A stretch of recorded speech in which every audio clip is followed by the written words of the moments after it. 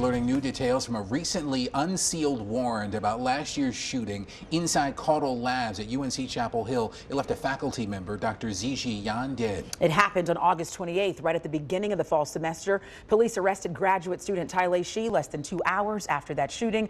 Michael Perchik joining us now from campus. And Michael, one of the biggest questions in this case, in this investigation, revolves around that missing weapon. Despite exhaustive searches, that gun has still not been recovered. Tonight, however, police sharing more details on how they believe Qi was able to access that weapon.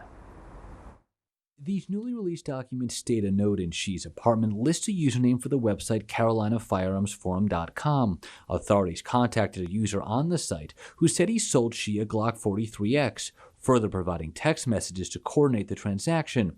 Based on initial analysis of spent shell casings at the crime scene, police believe that Qi fired at the victim until he ran out of ammunition.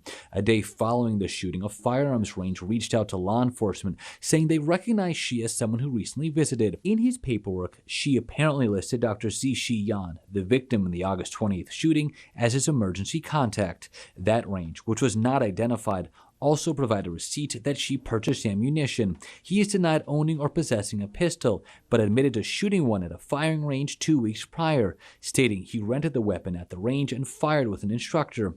The release of this information comes nearly 5 months after the attack. They always get unsealed eventually because the defendants have rights to know what they're facing and what they're being charged with and what the facts that they're alleging are. Criminal defense attorney Ralph Frazier Jr. is not associated with the case, but has reviewed some of the details now released. He says the combination of witness testimony and information about the purchase of a weapon are valuable and could play a role in helping the state overcome its key obstacle. But the fact that they don't have the weapon in this particular case, I don't think is going to prove to necessarily be critical.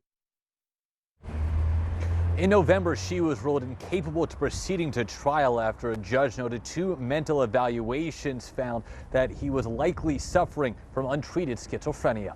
In Chapel Hill, I'm Michael Perchik, ABC 11 Eyewitness News.